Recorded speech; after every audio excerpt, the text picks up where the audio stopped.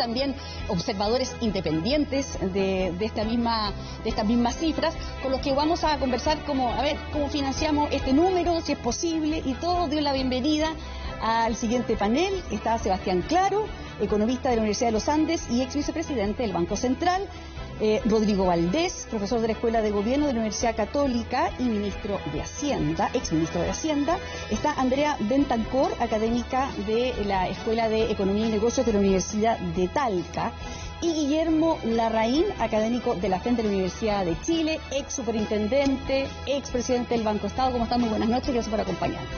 Bueno, aquí son 3 autores y un comentarista independiente, porque la idea es preguntarle un poco de hacer sentido de estas cifras, ¿no es cierto? ¿Realmente el Estado chileno tendrá no solamente la plata, pienso yo, la capacidad de hacer esta tremenda inversión? ¿Quién quiere partir con esa pequeña pregunta? ¿Sebastián o Guillermo? A mí me gustaría plantear algo que quizás puede ser polémico, pero es que hay, en la sociedad chilena, creo yo, hoy día, hay un cierto consenso en algunas cosas básicas. Por ejemplo, todo el mundo hoy día dice a favor de un Estado social y democrático de derecho, como que eso pareciera que no es problemático. Entonces, la pregunta más bien es que si a través de esta Constitución que se nos propone ahora, o de alguna alternativa, vamos a llegar a algo distinto. Y yo creo que la pregunta que nos tenemos que hacer es que vamos a tener que crear condiciones para que eso sea posible, porque a lo mejor no va a ser 8,9 como se dice en el escenario base. En este caso quizás será menos si es que hay un camino alternativo, pero va a ser cifras significativas de todas formas, porque como decía Claudia recién, estamos hablando de un monto que no es muy distinto de otro. Ahora, vamos a tener que hacerlo. Eso tiene ciertos requerimientos, ciertamente administrativos. Yo creo que la reforma del Estado es esencial para poder hacer que el Estado funcione bien. Necesitamos una reforma política que le dé gobernabilidad a todo el proceso y necesitamos reconciliar a este país con la capacidad de crecer. Y eso yo creo que es una labor que es esencial para que este proyecto o uno alternativo, si es que llegara a verlo en el futuro, vean la luz y podamos sacar al país de la situación crítica en que está. ¿Qué te pareció la cifra, Sebastián Claro? Yo, bueno, primero agradecer la invitación a comentar un poco ciertas conclusiones y felicitar a los autores porque la verdad es que, como se mencionó en el panel anterior, es difícil hacer estos números, hay mucha incertidumbre partiendo por interpretar la letra de la propuesta constitucional. Entonces creo que es un esfuerzo muy interesante. Yo sería un poco menos tímido en la calificación de que esto es grande. Yo creo que esto es muy significativo. Y quiero usar 2 elementos para justificar ese resultado. Lo primero es que nosotros estamos acostumbrados a compararnos con la OECD. Entonces la pregunta es, si Chile hoy día recauda 20 puntos del PIB para financiar el gasto fiscal, y esto significa subir aproximadamente, en promedio, en los distintos escenarios, 10 puntos más. Bueno, ¿qué países del mundo hoy día recaudan cerca de 30% del PIB? Y las respuestas son, de acuerdo a cifras de la OECD, básicamente 4. Italia, Bélgica, Finlandia y Nueva Zelanda. ¿Ya? Bueno, esos 4 países en promedio, porque no son idénticos entre sí, son aproximadamente 2,8 veces más ricos que Chile. Entonces la pregunta es, ¿cómo puede ser que Chile aumente su gasto fiscal en 10 puntos siendo tanto más pobre que estos países? ¿Ya? La alternativa, creo yo, a propósito del punto de Guillermo, es decir, bueno, ¿cuánto tendríamos que crecer nosotros en los próximos 10 años para tener el mismo nivel de gasto sobre PIB, pero tener un nivel de ingreso equivalente? Y la respuesta es 11% por año, cosa que es totalmente imposible. Imposible. Retrasemos entonces a 20 años el periodo de convergencia. ¿Cuánto tendríamos que crecer por año para tener el mismo nivel de gasto que estos países, pero también el mismo nivel de ingreso? ¿Ya? Y la respuesta es 5,5%. Estamos en otro orden de magnitud. Entonces, Ahora, también yo pienso, esos países, las personas de esos países pagan más impuestos que nosotros. ¿Tendríamos que pagar más impuestos? Bueno, lo que estamos hablando es, una manera de financiar esto es subiendo 10 puntos la carga del PIB. Todo el punto que yo quiero hacer es que en el muy corto plazo, con las tasas de crecimiento que tiene Chile hoy día del 2,5%, se descuadra totalmente el nivel de carga tributaria con el nivel de ingresos del país. Andrea, ¿cómo se financia? Porque estamos hablando de pagar impuestos. Creo que efectivamente esto va con una reestructura tributaria, pero en una visión un poco más amplia de lo que se está hablando, por ejemplo, en esta reforma. En algún momento vas a tener que ampliar la base e ir un poco más abajo. ¿A qué te refieres con eso? Para que no entendamos todas las casas. Personas que hoy día están eximidas, debajo de 700.000. Los sectores de Chile que no pagan impuestos, claramente, para tener la cobertura de estos derechos sociales financiados, hay que pagar más impuestos. Ya. Pero esa es una manera. La otra, para reafirmar un poco lo que estamos hablando, es un Estado más efectivo, más eficiente, con mejor músculo, y la otra, efectivamente, crecimiento. De hecho, si tú te fijas en la metodología, voy a tratar de decirlo brevemente, en algunos casos se hace por comparación con otros países, y en algunos casos es un precio por cantidad. Y hay algunos de estos derechos que están vinculados a pobreza. Por ejemplo, el derecho a una alimentación, el derecho a consumo mínimo energético, hay conectividad en que se prevé un subsidio a personas que no lo pueden pagar. Un país más rico puede empezar a retraerse de esos subsidios a la pobreza, a la alimentación. Entonces, hay que crecer para sacar a las personas de la pobreza, de la vulnerabilidad, y no tener tanto programa social para pobreza, sino para entregar derechos sociales de buena calidad, que es a lo que apuntaba Guillermo. Ahora me gustaría decirte una cosita chiquitita. Yo creo que este trabajo es bien relevante, y si uno mira el centro, hay una lógica del apellido reformar. Y como decía un poco Rodrigo Vergara, esto en cualquiera de los escenarios es útil. Y ojalá fuese útil para pensar de verdad la gradualidad en cuanto a factibilidad del Estado, los equipos que van a tener que implementar todo esto y de los recursos fiscales que hay para llevarlo adelante. Y en ese sentido, los transitorios son muy exigentes. Bueno, uno que tuvo que llevar muchas cosas a cabo con la billetera fiscal es Rodrigo Valdés. Rodrigo. Porque yo agregaría una dimensión que ha salido, que es esto de la gradualidad. Yo creo que es muy importante, sea esta Constitución o otra que hagamos, yo creo que ya estamos lanzados a tener esta u otra, y que van a ser caras. Creo que es muy importante moverse con seguridad en tener el financiamiento y después gastar, no hacerlo demasiado rápido. Si uno ve experiencias de otros países, hay países que subieron, y esto aquí un poco contestando a Sebastián, pero hay países que lo han logrado. España el año 78 con su nueva constitución, Colombia el año 91, 10 años después habían subido su carga tributaria, su gasto bastante. Pero lo hicieron gradual. Hay países como por ejemplo Sudáfrica y también Venezuela, que en realidad no movieron la aguja. Hicieron su constitución, prometieron el oro y el moro, y el gasto a PIB siguió igual 10 años después. Hay países intermedios que, como Ecuador, como Bolivia, que subieron mucho el gasto y después lo tuvieron que retraer. Yo creo que la clave es copiar esta paciencia que hay que tener de los países que le ha ido mejor con esto. Y el caso español es bien interesante. Lo que pasa es que la Constitución, como dice Andrea, pone plazos, por ejemplo, en varias... Para iniciar, por ejemplo, 2 años para que el presidente envíe el proyecto de ley, 2 años para que se apruebe. Y nuestro costeo es lo que llamamos los economistas, que nos sirve mucho, estado estacionario llamamos, que es como el largo plazo. Pero cuánto nos demoramos a largo plazo es algo que tenemos que discutir. No se trata de no llegar nunca. La presidenta Bachelet alguna vez dijo, me hablan tanto de gradualidad que no vamos a llegar nunca. Pero tiene razón, no puede ser al infinito. Pero irse muy rápido también tiene costos en varias dimensiones, en desorden macroeconómico, lo hemos visto en la región, y también en no poder sostener esto en el tiempo, que sería muy malo, partir algo y después tener que echarlo para atrás. Guillermo.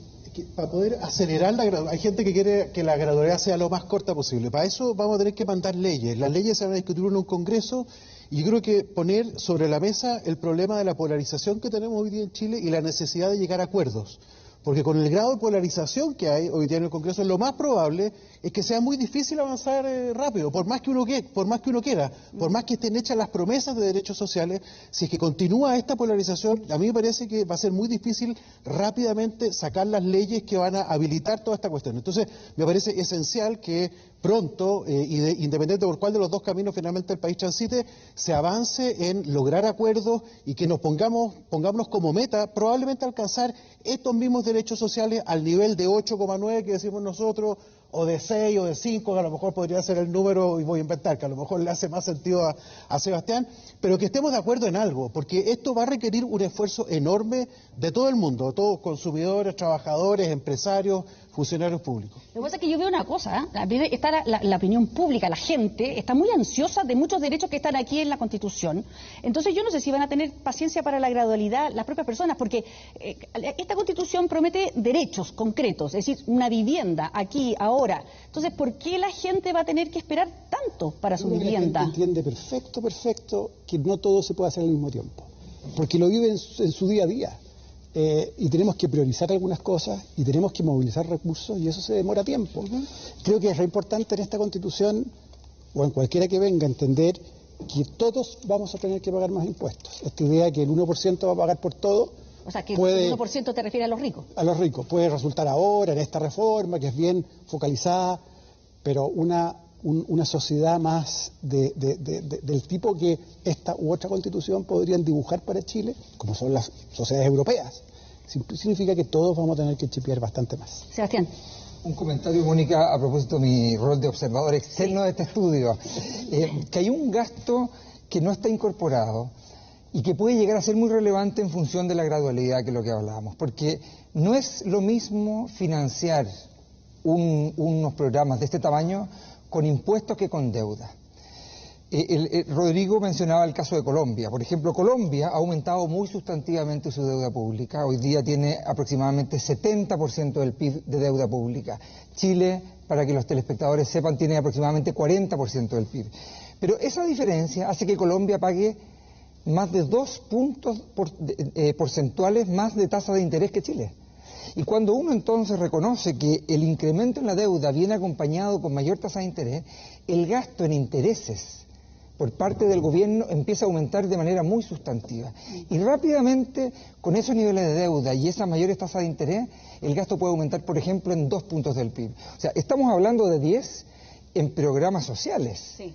A esto hay que sumarle lo que cuesta financiar eso en la medida de que no sea financiado tributariamente. Ahora, lo otro que tampoco hemos discutido, en el panel anterior se mencionó, que es más difícil hacer, pero que también es una pregunta relevante, es, bueno, dependiendo de la gradualidad, la capacidad de financiar 10 puntos del PIB sin tener un impacto sobre el crecimiento no es fácil. Eso requiere una reforma tributaria de relojero. Entonces, ahí también hay otro efecto recaudatorio que es muy complejo de considerar. Mira, yo quería darle una cifra, a ver si ustedes las saqué, digamos, las investigué. Mira, por ejemplo, en la reforma tributaria que está proponiendo actualmente el presidente Boric, el subirle el impuesto a las personas recaudaría solo 0,39 puntos del PIB y la creación del impuesto a la riqueza 0,48. O sea que cobrar esos impuestos que supuestamente es a los más ricos tampoco es tanto. O sea, no serviría para financiar, ¿no? Al lado de estos números. Cuando uno dice 1 del PIB, uno se queda con el 1. Sí. Lo que pasa es que el PIB es muy grande. Sí. Movilizar un 1% del PIB es un esfuerzo enorme. Como tú decías, la reforma... O sea, pero tú estás pidiendo entre 8, 9 y 14. Entonces, por eso hay que hacerlo. Primero en un pacto. Como decía Guillermo, esto no es la agenda que pueda mover una mayoría circunstancial. Es un pacto mucho más amplio. Segundo, tiene gradualidad. Y tercero, tiene esta idea de que todos vamos a tener que aportar. De nuevo, esto no alcanza si uno hace 2 de las reformas de los súper ricos. Y eso probablemente ya no se puede hacer sin ahogar el crecimiento. Entonces es un proceso nada de fácil de alcanzar. Por ejemplo, tenemos que ponernos de acuerdo que saben que en Chile tenemos informalidad inaceptable para poder hacer esto. Y ese tercio de personas que no cotiza, que no paga impuestos, o sea que todos tenemos que estar... Ahora, Guillermo, yo pienso que también a veces llegan momentos históricos en la vida de los países que de repente hay que hacer estos tremendos gastos, porque en juego están los derechos sociales de muchas personas que a lo mejor durante mucho tiempo han estado postergados, porque incluso la derecha ha dicho en sus compromisos en el caso que ganara rechazo y una otra propuesta de constitución, que están con todos los derechos sociales. O sea, es decir, quizás, no sé, es caro, pero no sé, habrá que hacerlo, digo yo, habrá que endeudarse, habrá que, no sé, ¿cómo lo ves tú? No, yo creo que va a haber que hacerlo.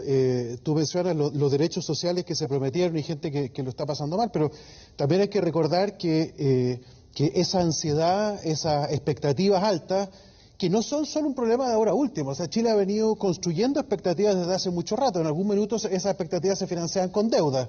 Entonces se dio gran acceso al endeudamiento para que la gente pudiera mejorar su calidad de vida, y es cuestión de ir a cualquier parte, honestamente, de Chile, y uno ve que hay una mejora en la calidad de vida que es significativo, en parte por inversión pública, por ejemplo, en materia de ornato en las ciudades, en materia de infraestructura, alcantarillado, etcétera, acceso a luz, agua potable, pero además de bienes privados, gente que tiene auto, la vivienda social de los años 80 jamás pensó que las casas tenían que tener estacionamiento, hoy día sí, etcétera, cosas así. Yo creo que hay mejoras ahí, pero a mí me preocupa un poco la estabilidad social de Chile.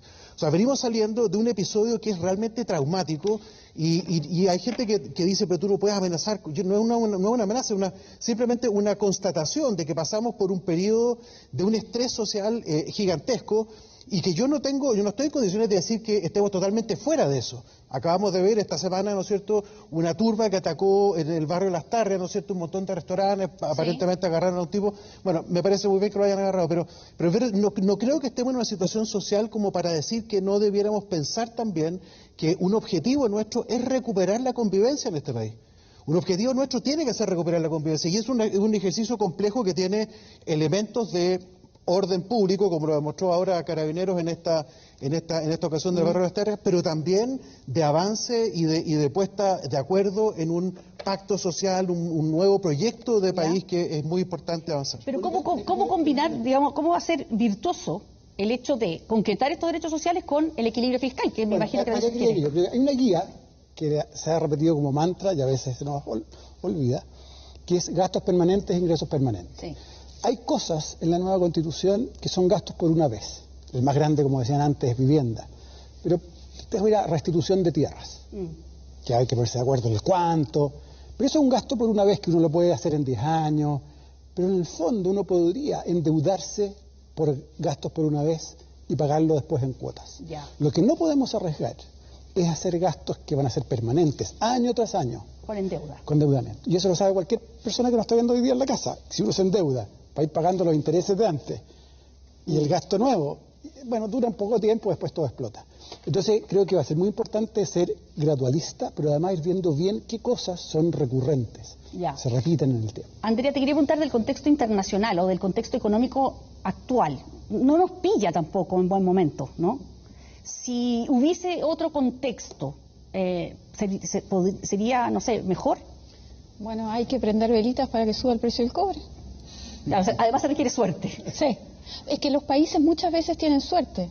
Hay reformas que están analizadas, comentadas en este trabajo, que posteriormente a la reforma tuvieron un boom de commodities.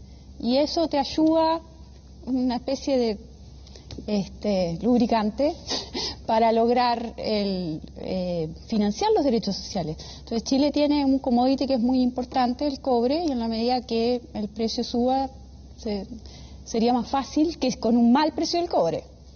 Y hay que tener reglas claras también para la economía. No es solo impuestos, es que haya certeza jurídica, que haya orden. Hay varias cosas que hay que ponerse de acuerdo. Si uno quiere crecer, necesita ciertos ingredientes básicos. Y nos ha costado armar esos ingredientes. Entonces, tiene que ser como un paquete esto para que resulte. ¿Sebastián? No, yo quisiera aquí ser un poquito, quizá abogado del diablo, pero esto abarca un conjunto de derechos sociales muy significativo y por lo tanto, sumando y restando, yo creo que es bien difícil justificar que el país esté en condiciones de entregarlo en un plazo relativamente razonable. Esa es la verdad, es dura la verdad, decirlo en ese sentido, ¿ya? Pero la exigencia financiera de aumentar y proveer estos gastos, esa es la conclusión mía del estudio, la exigencia financiera en un plazo de 10 años, yo dudo que el país esté en condiciones de darla. Y claro, en ese sentido una mala noticia. Entonces, cuando hablamos de gradualidad... ¿No hay ningún ahorro el que echar mano? No. Bueno, no, si los ahorros ya se fueron. Ya lo pagamos, ¿cierto? No, eso ya, el año pasado el país pasado. gastó $30.000 millones en IFES. Se fueron los ahorros. Entonces, creo que también es necesario ser transparente con la comunidad, de decir, mira, si estos derechos sociales están valorados en 10% del PIB por año, con la capacidad de crecimiento que tiene hoy día Chile, es imposible entregarlos en 10 años. Porque o la economía va a quedar sobreendeudada o la carga tributaria que va a tener el país no se va a condecir con su nivel de ingreso. Entonces la gradualidad tiene que ser mayor, o el pacto al cual se hace referencia tiene que venir de verdad con un pacto que aumente la capacidad de crecimiento, pero no estamos hablando del 7% porque eso sabemos que no es posible, pero un nivel de un 4, 4,5%, pero es que eso es muy difícil. Esas dos cosas no pueden no conversar. Yo creo que eso es un comentario razonable, creo yo. O sea, creo que sería un éxito que pudiéramos nuevamente decir que la capacidad de crecimiento a largo plazo de Chile es 4%. 5,5%, honestamente me parece que no estamos en condiciones, pero 4 sería un gran logro, pero eso no va a ser trivial. Hoy día hay demasiada animadversión, hay demasiadas, como decía Rodrigo recién, demasiadas reglas que no están demasiado claras, entonces yo creo que es importante hacerlo bien, afianzar esa cosa. Creo sí también que tenemos que pensar en un crecimiento distinto, tenemos que pensar en un crecimiento que la apueste más, que haga más apuestas que las que hemos hecho en el pasado, por ejemplo, por la economía verde, por sumarnos a ciertas tendencias del crecimiento mundial que van a ser importantes, todo lo que tenga que ver con descarbonización, etcétera, hidrógeno verde, toda esa cuestión es importante. Estamos todavía, creo yo, a tiempo en algunas de esas materias de tirar líneas fuertes y el Estado, pero con el sector privado, porque el Estado no lo va a hacer, pero sí puede empujar, puede tomar decisiones, coordinar cosas para que el país vaya bien. ¿Puedo decir una cosa, algo de lo que decías tú respecto de la oportunidad internacional y los ahorros? Todavía quedan ahorros, hay fondos soberanos, y yo creo que hicimos un mal uso de los fondos soberanos el año pasado, cuando en lugar de endeudarnos a tasa cero, porque el año pasado teníamos tasa cero para endeudarnos, lo que hicimos fue vender fondos soberanos para financiar los IFE.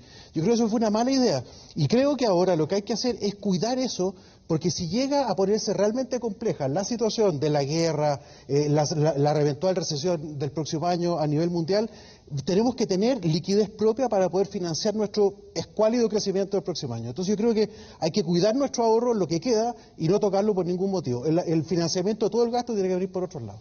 Déjame volver a cómo cuadrar el círculo, ¿no? Que es, esto cuesta harta plata, ¿cómo lo hacemos en el tiempo? Y además de la gradualidad hay que priorizar. Déjame dar un ejemplo. ¿Por qué habríamos de gastar gratuidad universal universitaria para el 10% más rico de la población?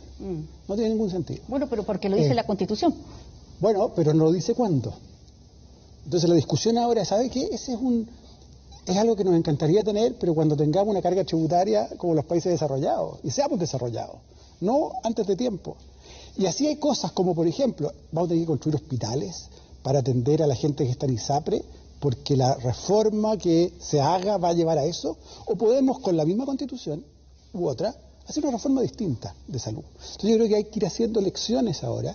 De hecho el gobierno lo ha hecho. Es bien interesante cómo volvió a focalizar la palabra prohibida hace 2 años. Sí. Hoy día las 2 grandes acciones que ha hecho el gobierno no son súper focalizadas, pero son mucho más focalizadas que lo que se vivió en los últimos 2 años. Ya, pero cuando ustedes dicen que esto se puede hacer todo junto, hay que hacerlo de a poco, hay un tema, y es que los derechos que si se aprueba la propuesta, quedan garantizados. Está el derecho de tutela. La gente podría ir a los tribunales a exigir, y eso ya ocurrió, por ejemplo, en Colombia, donde no se cumplieron, por ejemplo, los derechos de salud, y la gente partió a los tribunales y lo exigió. ¿Por qué no podría ocurrir eso? ¿No hay un riesgo de judicialización? Primero, aprendamos de Colombia. Ellos hicieron eso y se arrepintieron después. Y después dijeron, cuando los jueces digan que hay que gastar, el gobierno va a tener el derecho de decir no todavía, a la cola. Y no se cumple, al comienzo se hacía, y por eso la deuda también creció mucho. Pero en algún momento se pusieron de acuerdo que no era sostenible eso. Y lo otro es que hay que tener responsabilidad fiscal. La Constitución no es muy grande en responsabilidad fiscal, pero dice algo que no tiene la Constitución actual. Y que cualquiera que venga hay que ponerlo, porque hay que hacer competir estas cosas. Ahora, creo que es insuficiente igual. Va a haber que trabajar leyes que se hagan cargo de esto y posiblemente hacer reformas futuras también para poder no quedarnos casados al final con algo que no vamos a poder financiar. Sebastián, ¿crees en la responsabilidad fiscal? No, por supuesto que creo en la responsabilidad fiscal. Sí, bueno, pero digamos, en el escenario escenario que viene. Yo creo que la pregunta va más allá del ejercicio, en el sentido de que hay una referencia a la responsabilidad fiscal, pero hay varias partes del proyecto que podrían llevar a cuestionar, digamos, si eso se va a cumplir, como que topan esos principios. Uno muy importante dice relación con el tutelaje de los derechos sociales. El tutelaje de los derechos sociales puede llevar una inflación obviamente, de exigencias legales, y los jueces, a juzgar por el texto constitucional, por supuesto que van a entregarle la razón a quien vaya a pedir su derecho de salud, vivienda, etcétera. Ahora, el problema de eso no solo es una presión fiscal muy grande, sino que, y esto ya está estudiado más a nivel constitucional, etcétera, es que puede ser muy injusto, porque quien puede finalmente tener derecho a la vivienda o a la salud es el que tenga acceso a un buen abogado. Entonces, algunos lo han denominado el derecho a saltarse la fila. No es que el gasto en salud vaya a aumentar necesariamente, pero yo con una acción de tutelaje legal con un buen abogado puedo adelantarme. Y lo que estoy haciendo es disminuirle los recursos en salud a otros. Y por lo tanto, ahí el tutelaje, en el sentido de que yo tengo derecho a reclamar ante los tribunales de justicia lo que dice la Constitución respecto de todos estos derechos, puede generar una judicialización muy compleja del gasto fiscal. Andrea, ¿estás de acuerdo? O sea, efectivamente sí. O sea, cuando Rodrigo comentaba la experiencia de Colombia, fue 20 años después de la reforma del 91 que el sistema político logró ponerse de acuerdo para introducir un artículo en que crean este instrumento de incidencia de impacto, que se llama, en el artículo 344. Y ellos hacen eso, le generan al Ejecutivo la posibilidad de enfrentar la sentencia una vez que está dictada para esta idea de póngase la fila. Y así, desde el 2011 en adelante, logran contener un poco la judicialización. Efectivamente es un problema la judicialización y es un problema potencial que nosotros en este estudio no tenemos costeado, justamente por lo que hablaba con Claudio y Rodrigo, de que asumimos cumplimiento. Que todo se cumple y que todo sigue igual. Todo. Guillermo, tú no quieres decir que lo voy a cambiar un poquito de tema. Es que hay algo de aprendizaje en el texto. Uno, hay un principio de responsabilidad fiscal que tiene rango constitucional y que permite efectivamente de alguna forma avanzar y proteger un poco a un Estado que puede verse asediado por una especie de avalancha. Pero lo segundo es que en los derechos sociales se habla de un principio de progresividad. Está incorporado dentro de todo el endamaje de los derechos sociales. Entonces, de manera que hay también digamos, un instrumento al cual se puede apelar tanto el gobierno como los tribunales de progresividad. Entonces, estos derechos nosotros los calculamos como si fueran disponibles mañana, pero en la práctica va a haber progresividad y la Constitución tiene esa disposición ahí clara. Ya, hemos hablado de los 3 derechos que son más caros. Solo agregar una cosa que, al menos desde el punto de vista fiscal, estrictamente fiscal, y que no está en nuestro documento, porque es imposible de costear, y no es un derecho, y no está puesto en blanco y negro, pero son malas cosas que tenemos. Es primero, este cambio de iniciativa exclusiva por ley de concurrencia.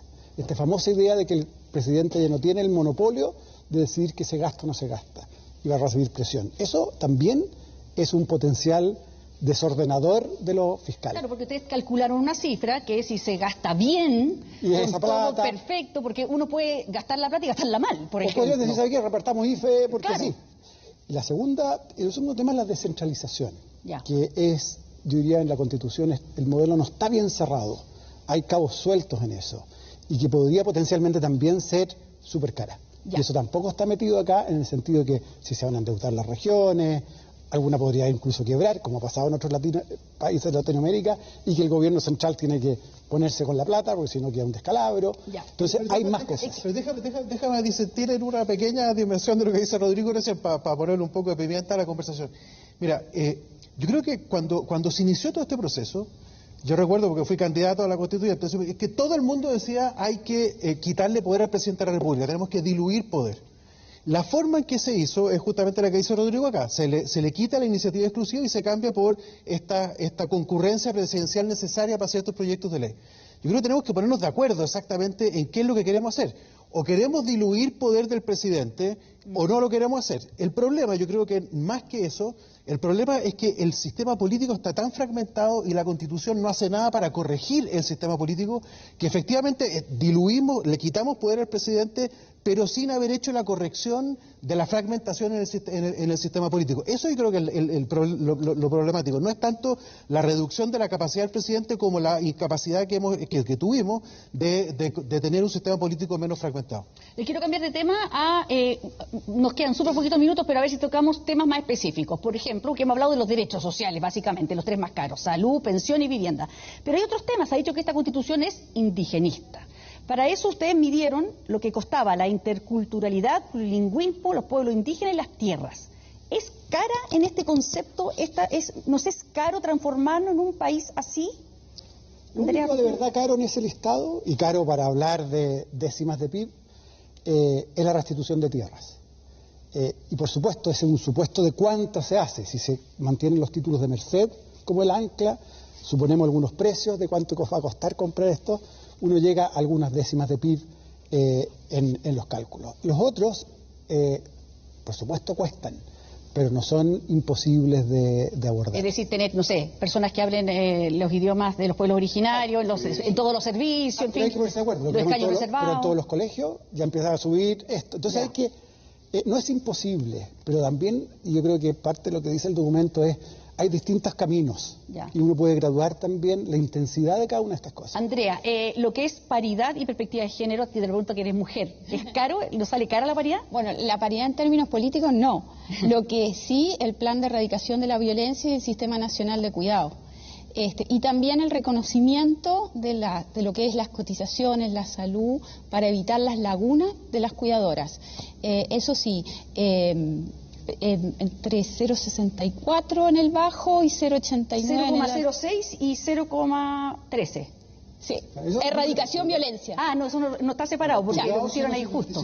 Cuidado, 0,77 suena chiquitito en la casa probablemente. Claro. Pero es mucha plata. Pero si no por nada, pero son derechos que no sé si serán caros o baratos, pero quizás valen la pena, ¿no? Una cosa interesante. Yo creo que es difícil de... que todos valen la pena, sí. Ese es el problema. Pero no sé si se puede hablar de caro o barato, no sé. No una manera que es bien radical de hacerlo es cuánta gente uno llega con cada acción. Pero es una posibilidad. Finalmente es valórico. Una de las cosas interesantes de esta Constitución es que género la atraviesa transversal. Por lo tanto, en varios de los puntos del costeo está género. Cuando tú trabajas el derecho a la ciudad segura y nosotros costeamos luminarias, guardias, etcétera, eso te apunta a acoso callejero, o sea, tiene una incidencia. El plan de erradicación de violencia que nosotros tomamos de modelo Australia y tratamos de costear es el 0,06 que tú ves o 0,3 en el alto. Sí. Pero si tú dices, bueno, ¿qué puedo identificar claramente de género? Es el Sistema Nacional de Cuidado con el reconocimiento del trabajo de las cuidadoras en términos de cotizaciones, que ha sido una demanda histórica, y el de erradicación de violencia. Además, en el gasto administrativo tienes un fortalecimiento de la perspectiva de género en toda la institucionalidad pública. Pero eso, claro, en la magnitud que estamos hablando, no es tanto. Claro, porque eso beneficia al 50% de la población que es mujer, ¿no? Porque, Rodrigo, tú decías, claro, hay gastos que benefician a grupos más chiquititos, por ejemplo, el gasto en salud beneficia a todos. Y hay otros beneficios más chiquititos. Y por último, medio ambiente, porque también se dice que esta es una constitución muy medioambientalista. Guillermo, y por último le voy a dar comentario a Sebastián. Claro, exactamente el tema medioambiental está metido en todas partes. Estoy viendo acá lo que estrictamente aparece como asignado a la parte medioambiental y es bien poco, la verdad. Yo no diría que sea el gran problema de gasto público asociado al tema medioambiental. Yo no recuerdo que haya sido un tema. Es la restricción más bien política hacia el crecimiento, la interacción de las reglas medioambientales con un país que al final del día es rico en recursos naturales y que va a seguir exportando recursos naturales por los próximos 100 años. O sea, no nos pasemos cuentos, va a seguir siendo así. Ha sido siempre así y va a seguir siendo así. Yo creo que el principal problema de los medio ambientes no es tanto el gasto público, que es poquitito como aparece acá, sino que más bien es el problema de cómo las reglas de uso y explotación de los recursos naturales tienen un estándar suficientemente aceptable para que sea competitivo, pero además sustentable. Imagínate que tenemos que cerrar una faena de Codelco por lo que dice la Constitución. Es que es una cosa discutible, si lo dice o no lo dice, porque hay que cuidar no sé qué cosa. Bueno, eso es muy caro. Pero no puntos muy breves. Uno, respecto al medio ambiente, importante que hay una necesidad, dado el cambio climático, de, por ejemplo, hacer un montón de inversiones hidroeléctricas. O de embalses, me refiero, o de desalación de agua, etcétera. Bueno, la Constitución no establece que hay que hacerlas, pero el problema con la discusión medioambiental es si va a permitir hacerlas por parte de los privados. Si no, podemos terminar en un complejo problema de no tener inversión para hacer cambio frente al cambio climático. Segundo tema que no está tocado acá y que muchos países lo usan como mecanismo de gasto fiscal son las empresas públicas. Las empresas públicas en la Constitución tienen mucho más facilidad para ser creadas y los criterios para funcionar de las empresas públicas no necesariamente son los mismos de las empresas privadas. Por lo tanto, es posible imaginarse, no digo que esté asegurado, pero es posible imaginarse que no es el gasto público el que aumenta, pero por ejemplo una serie de subsidios a través de empresas públicas. La discusión que estamos viendo con el gas, por ejemplo. Eso, bueno, efectivamente es gasto público. Lo que pasa es que está escondido a través de un RUT distinto. Perfecto. Y ese tema es un tema puede ser muy relevante. Con el agua, porque es importante lo que tú decías. Hay una cosa que no está acá también, tiene que ver justamente con... En Chile hay 102 o 104 cuencas hidrográficas. Esas cuencas son mantenidas hoy día fundamentalmente por privados, que son los que den los derechos de agua. Las inversiones de mantenimiento y de mejora de toda esa red hidrográfica, no sabemos cuánto es, no hay información para saber cuánto es. Entonces no está incorporado acá, porque no teníamos cómo, digamos, pensar cuánto era. Si es que se va a un régimen de derechos administrativos, sobre todo si son intransferibles, como estaba pensado hoy día, lo más probable es que toda esa infraestructura sea de cargo público, porque los privados no van a tener ningún incentivo para hacerlo. Eso no está incorporado acá y es una de las limitaciones que tiene el estudio. Vamos a hacer una breve pausa y seguimos conversando de inmediato con nuestros invitados aquí en Radiografía Constitucional.